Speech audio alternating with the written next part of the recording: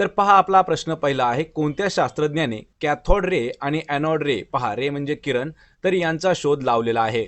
मित्रांनो, हा प्रश्न पहा विज्ञानावरील महत्त्वाचा प्रश्न आहे. या ठिकाणी आपल्याला शोध आणि संशोधक विचारले आहेत. तर कशाचा शोध आहे? कॅथोड रे आणि एनोड रे.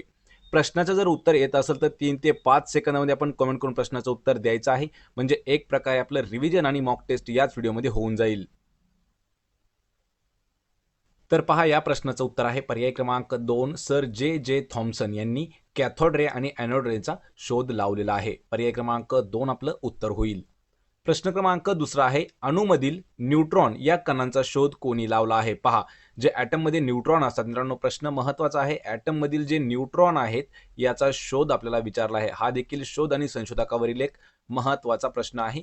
तर डिस्क्रिप्शनमध्ये आपल्याला एक लिंक दिली आहे. त्या लिंकवरती विज्ञानातील महत्त्वाचे शोध आणि त्यांचे संशोधक देखील आपण घेतलेले आहेत. तर अणूमधील न्यूट्रॉनचा कणांचा शोध कोणी लावलेला आहे? उत्तर आहे पर्याय क्रमांक 1, जॉन चॅडविक यांनी न्यूट्रॉनचा शोध लावलेला आहे. पर्याय क्रमांक 1 आपलं उत्तर होईल. प्रश्न 3 आहे, अग्निबाण म्हणजेच पहा रॉकेटची गती न्यूटनच्या डॅश नियमावर आधारित आहे. म्हणजे अग्निबाण जो सोडला जातो, लक्षात ठेवायचे वातावरणामध्ये, तर अग्निबाण म्हणजेच रॉकेटची जी गती आहे ही न्यूटनच्या कितव्या नियमावर आधारित आहे? याचं उत्तर आहे पर्याय क्रमांक 3, तिसऱ्या नियमावरती रॉकेटची गती जी आहे ही न्यूटनच्या तिसऱ्या नियमावर आधारित आहे. पर्याय 3 आपलं उत्तर होईल, तिसरा नियम. प्रश्न 4 आहे, एक अश्वशक्ती म्हणजेच हॉर्स पॉवर म्हणजे किती? पहा मित्रांनो, आपण कालच्याच व्हिडिओमधले घेतलं आहे. हॉर्स पॉवर हे कशाचं एकक आहे? तर शक्ती म्हणजेच पॉवरचं एकक आहे. पहा हॉर्स पॉवर, आणि एक हॉर्स पॉवर म्हणजे किती? याचं उत्तर आहे पर्याय क्रमांक 4, 746 वॅट. लक्षात ठेवा, 746 वॅट म्हणजे असतं पहा एक हॉर्स पॉवर. पर्याय 4 आपलं उत्तर होईल. प्रश्न 5 आहे, नॅचरल गॅस म्हणजे नैसर्गिक वायूमध्ये मुख्यतः कोणता वायू असतो? पहा, जे नॅचरल गॅस आहेत त्यामध्ये मुख्यतः आढळणारा वायू कोणता? याचं उत्तर आहे पर्याय क्रमांक 2, तर मिथेन हा जो वायू आहे हा नॅचरल गॅसमध्ये जास्त प्रमाणात आढळणारा म्हणजे मुख्यतः आढळणारा वायू आहे. पहा मिथेन. पर्याय क्रमांक 2 आपलं उत्तर होईल. प्रश्न 6 आहे, ब्राह्मोस क्षेपणास्त्राची निर्मिती ही कोणत्या देशाच्या संयुक्त उपक्रम आहे? पहा, जे ब्राह्मोस क्षेपणास्त्र आहे त्याची जी निर्मिती आहे, डेव्हलपमेंट, ही कोणत्या देशांचा एक संयुक्त उपक्रम आहे? याचं उत्तर आहे पर्याय क्रमांक 1, भारत व रशिया. लक्षात ठेवायचं मित्रांनो, प्रश्न हा इम्पॉर्टंट आहे आणि हा प्रश्न करंट अफेअर्सवर देखील विचारला जातो. तर ब्राह्मोस क्षेपणास्त्र जे आहे याची निर्मिती करणं हे 2 देशाचा एक संयुक्त उपक्रम आहे.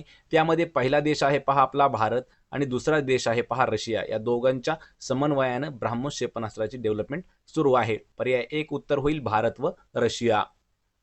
प्रश्न 7 आहे, इंद्रधनुष्यात पहिला रंग कोणता असतो? प्रश्न हा महत्त्वाचा आहे, आपल्याला भरपूर वेळा विचारण्यात आलेला आहे. यालाच अल्टरनेट प्रश्न आपल्याला असा विचारला जातो, इंद्रधनुष्यातील 7ही रंग एकत्र मिळाल्याच्या नंतर तयार होणारा रंग कोणता आहे? तर त्याचं उत्तर आहे पहा पांढरा. 7 रंग जर एकत्र केले इंद्रधनुष्यातील तर पांढरा रंग आपल्याला मिळतो.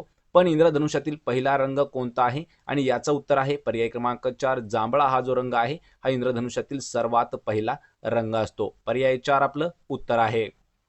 प्रश्न 8 आहे, खालीलपैकी कोणता उदासीन वायू आहे? पहा, उदासीन वायू कोणता आहे? याचं उत्तर आहे पर्याय क्रमांक 1, तर मिथेन हा जो वायू आहे हा उदासीन वायूमध्ये येतो. मित्रांनो, अशा जर आपल्याला व्याख्या पाहायच्या असतील तर तुम्हाला डिस्क्रिप्शनमध्ये लवकरच एक लिंक मिळून जाईल. त्यामध्ये विज्ञानातील जेवढ्या काही महत्त्वाच्या व्याख्या असतील त्याही आपण घेणार आहोत.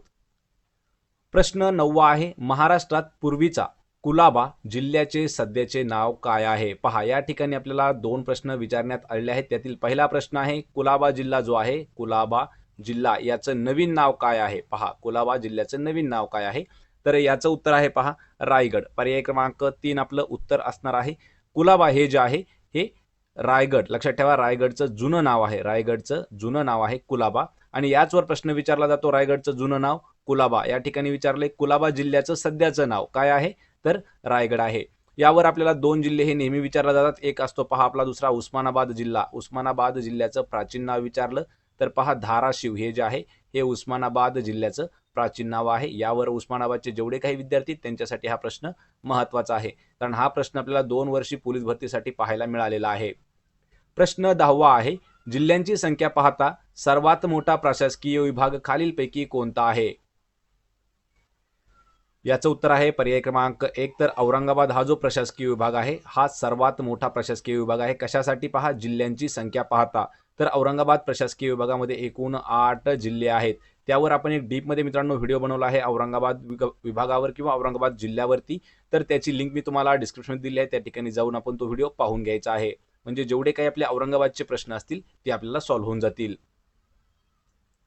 तर पहा प्रश्न 11वा आहे. महाराष्ट्रात सर्वाधिक क्षेत्रफळाचा जिल्हा अहमदनगर असून त्यानंतर डॅश जिल्हा लागतो. पहा या ठिकाणी थोडासा अल्टरनेट प्रश्न विचारला आहे, पण प्रश्न या ठिकाणी दोन प्रकारचे तयार होतात. तर महाराष्ट्रात सर्वाधिक क्षेत्रफळाचा जिल्हा कोणता आहे? पहा, अहमदनगर हा जो जिल्हा आहे हा सर्वात जास्त क्षेत्रफळाचा जिल्हा आहे महाराष्ट्रामध्ये. प्रश्न विचारलाय त्यानंतर म्हणजे दुसऱ्या क्रमांकाचा जिल्हा कोणता आहे? याचं उत्तर आहे पर्याय क्रमांक 3 पुणे हा जो आहे हा दुसऱ्या क्रमांकाचा क्षेत्रफळाच्या दृष्टीने सर्वात मोठा जिल्हा आहे. तर पहा पहिला जिल्हा कोणता आहे? अहमदनगर हा पहिला जिल्हा झाला क्षेत्रफळाच्या दृष्टीने. दुसरा कोणता आहे? तर दुसरा आहे पहा पुणे जिल्हा. लक्षात ठेवायचे प्रश्न हे इम्पॉर्टंट प्रश्न आहेत. पुणे आणि अहमदनगर जिल्ह्यावरती देखील आपण डीपमध्ये एक व्हिडिओ घेतलेला आहे, त्याच्या लिंक तुम्हाला डिस्क्रिप्शनमध्ये मिळून जातील. प्रश्न 12 आहे. सह्याद्री पर्वत व अरबी समुद्राच्या दरम्यान असलेली अरुंद किनारपट्टी कोणती आहे?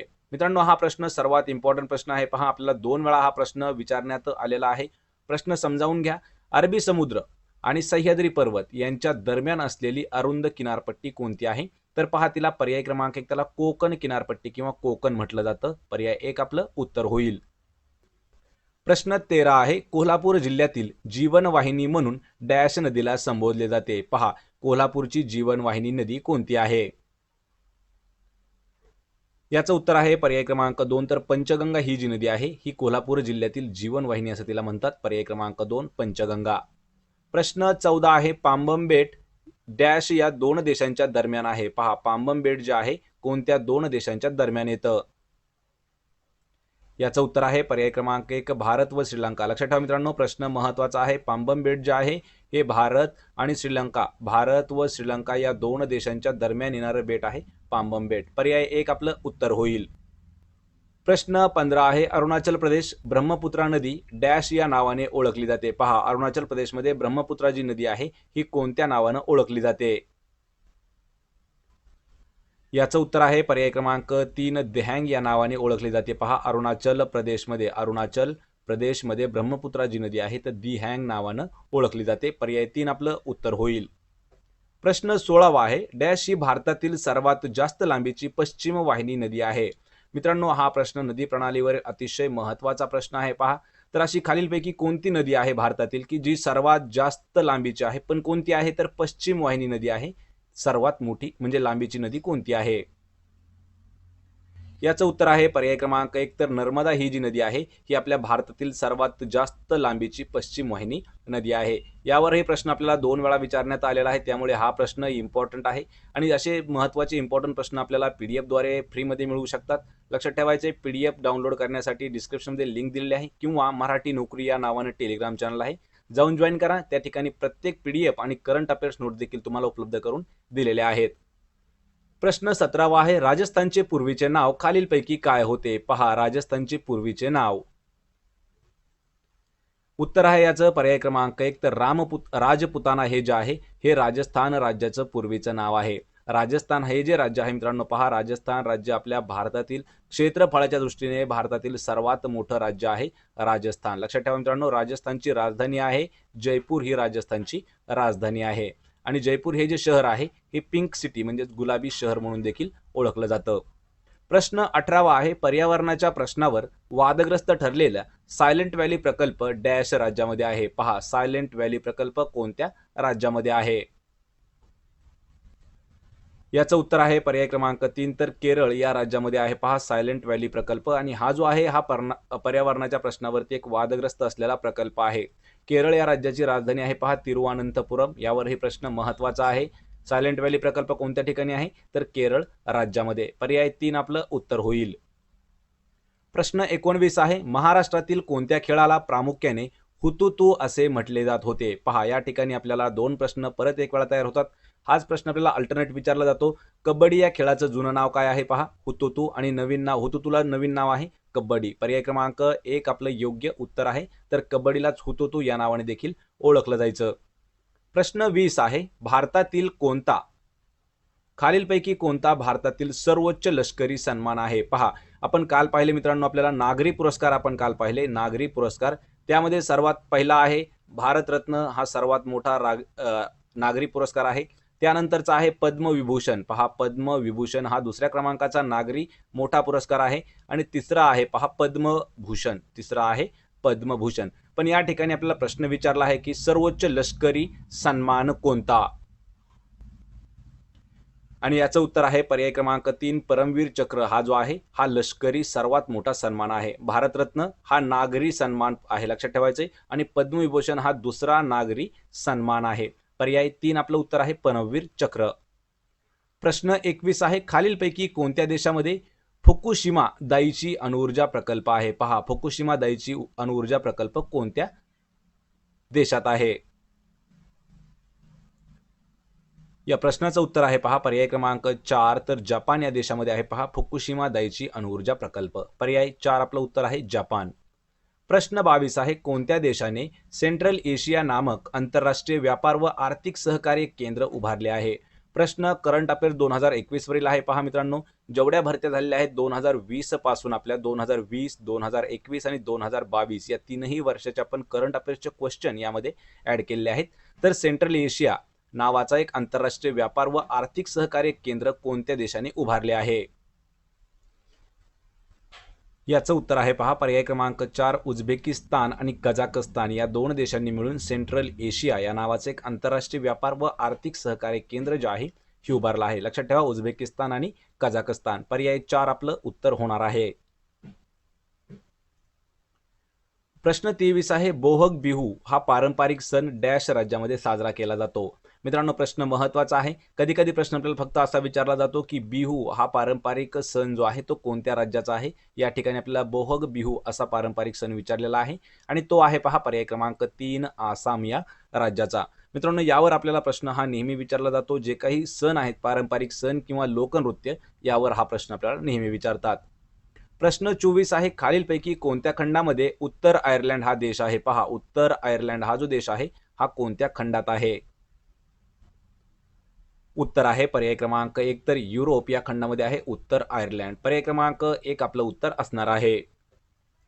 या व्हिडिओचा आपला शेवटचा प्रश्न आहे पहा प्रश्न क्रमांक 25. 1721 साली अटिंगल विद्रोह पहिल्यांदा कोणत्या ठिकाणी झाला? पहा, 1721 हे वर्ष आहे. विद्रोह आहे अटिंगल विद्रोह पहिल्यांदा कोणत्या ठिकाणी झाला? याचं उत्तर आहे पहा पर्याय क्रमांक 4 तर वरील सर्व, म्हणजेच पहा मलबार, कोचीन आणि त्रावणकोर या तीनही ठिकाणी 1721 साली अटिंगल विद्रोह झालेला आहे. पर्याय 4 आपलं उत्तर असणार आहे वरील सर्व.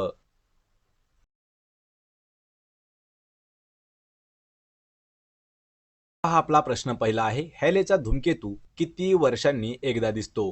मित्रांनो, प्रश्नाचं उत्तर येत असेल तर 3 ते 5 सेकंदामध्ये कमेंट करून प्रश्नाचं उत्तर देऊ शकता.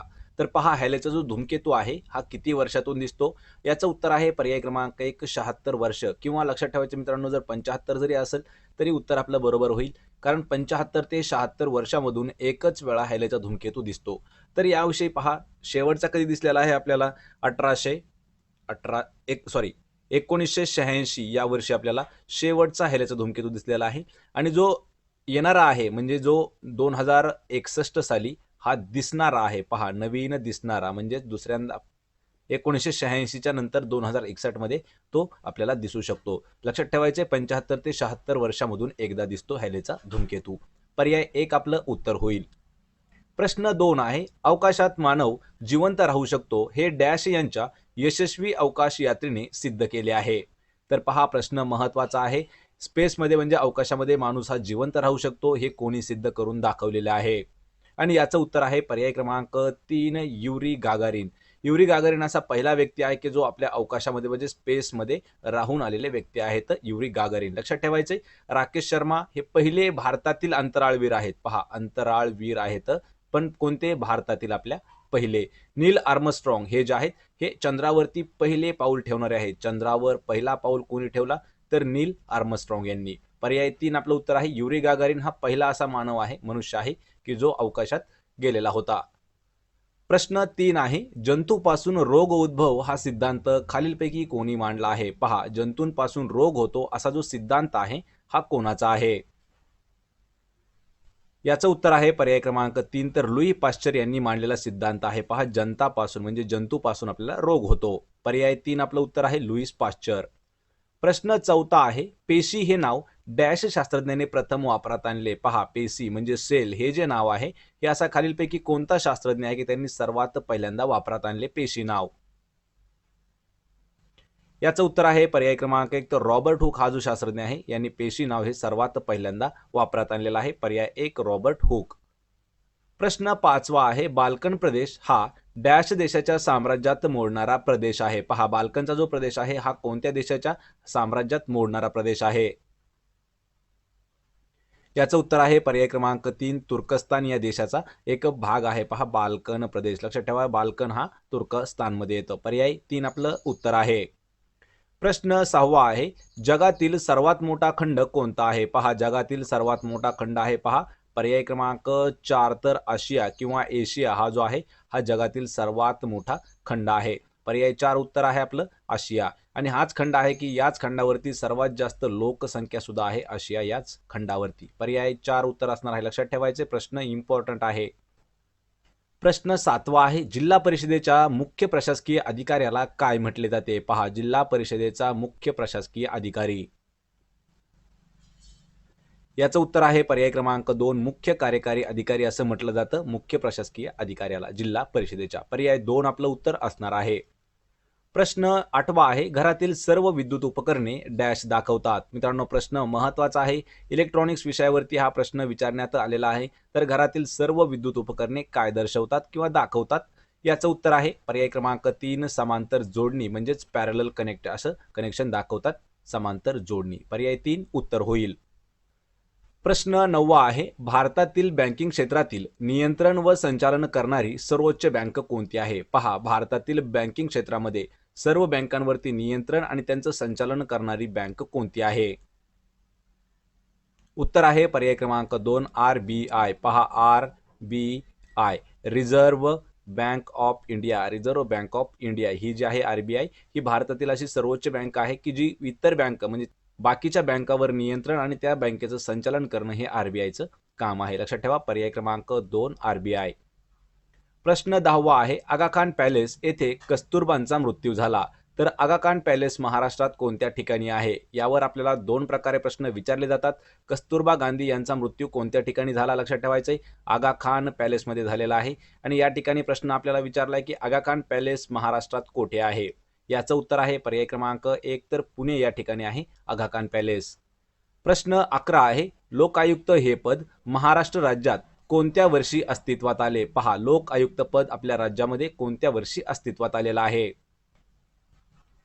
उत्तर आहे पर्याय क्रमांक 4 1972 या वर्षी. लक्षात ठेवा, 1972 या वर्षी लोक आयुक्त पद जे आहे हे राज्यामध्ये आपल्या अस्तित्वात आलेलं आहे 1972 मध्ये. पर्याय 4 आपलं उत्तर होईल.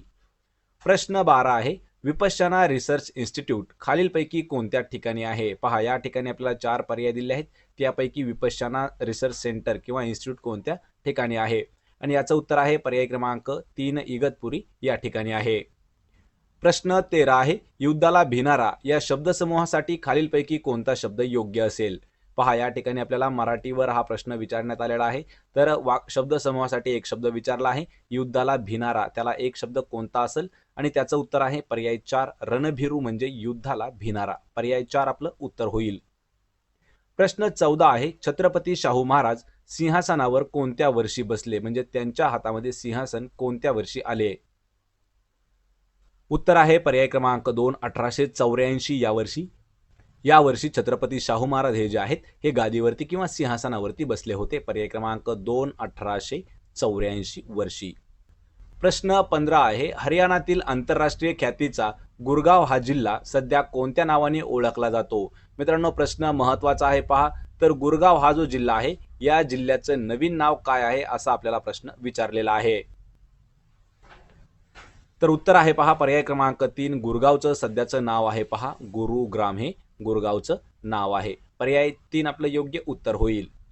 प्रश्न 16 आहे, खालीलपैकी कोणती नदी अरबी महासागरामध्ये जाऊन मिळते? पहा, अरबी महासागराला जाऊन मिळणारी नदी कोणती आहे? याचं उत्तर आहे पर्याय क्रमांक 2, तर नर्मदा ही जी नदी आहे ही अरबी सागराला जाऊन मिळणारी नदी आहे. पर्याय 2 आपलं उत्तर असणार आहे. प्रश्न 17 आहे, भारतीय राज्यघटनेच्या इतिहासातील सर्वात मोठी घटना दुरुस्ती कोणती आहे? पहा मित्रांनो, हा प्रश्न इतिहासातील संविधानावर महत्त्वाचा प्रश्न आहे, म्हणजेच इतिहासावरील देखील हा प्रश्न आहे. तर राज्यघटनेच्या इतिहासातील सर्वात मोठी घटना दुरुस्ती कोणती आहे? आणि याचं उत्तर असणार आहे पर्याय क्रमांक 2, 42वी ही जी घटना दुरुस्ती आहे ही सर्वात मोठी घटना दुरुस्ती आहे. लक्षात ठेवा, पर्याय 2 उत्तर आहे 42. प्रश्न 18 आहे, भारतीय राज्यघटनेतील कोणत्या कलमानुसार सर्व भारतीय नागरिक कायद्यापुढे समान आहेत असं दाखवलेलं आहे? पहा, असं खालीलपैकी कोणतं कलम आहे की त्या कलमाच्या नुसार सर्व भारतीय कायद्यापुढे एक आहेत असं आपल्याला सांगण्यात आलं आहे? याचं उत्तर आहे पर्याय क्रमांक 3, कलम 14 नुसार भारतीय नागरिक हे जे आहे ते कायद्यापुढे सर्व नागरिक समान आहेत असं कलम 14 मध्ये नमूद करण्यात आलेलं आहे. पर्याय 3 उत्तर होईल. प्रश्न 19 आहे, पाण्यात क्लोरीन नेहमी मिसळतात याचं कारण नेमकं काय आहे? याचं उत्तर आहे पर्याय क्रमांक 2, जंतूंना मारणे हे क्लोरीनचं काम आहे, त्यामुळे पाण्यामध्ये क्लोरीन हे नेहमीच मिसळले जातात. पर्याय 2 आपलं योग्य उत्तर होईल. प्रश्न 20 आहे, भांड्यांना कलई करण्यासाठी कोणत्या धातूचा वापर केला जातो? पहा, भांड्यांना कलई करण्यासाठी कोणता धातू वापरला जातो? याचं उत्तर आहे पर्याय क्रमांक 3, कथील हा जो धातू आहे हा भांड्यांना कलई करण्यासाठी वापरण्यात येणारा धातू आहे कथील. पर्याय 3 आपलं उत्तर होईल. प्रश्न 21 आहे, खालीलपैकी कोणत्या दिवशी राष्ट्रीय सागरी दिन साजरा केला जातो? पहा, राष्ट्रीय सागरी दिन कधी साजरा करतात? याचं उत्तर आहे पर्याय क्रमांक 3, 5 एप्रिल हा जो दिवस आहे हा राष्ट्रीय सागरी दिन. लक्षात ठेवा मित्रांनो, प्रश्न महत्त्वाचा आहे. राष्ट्रीय सागरी दिन हा जो आहे हा 5 एप्रिल या दिवशी साजरा केला जातो.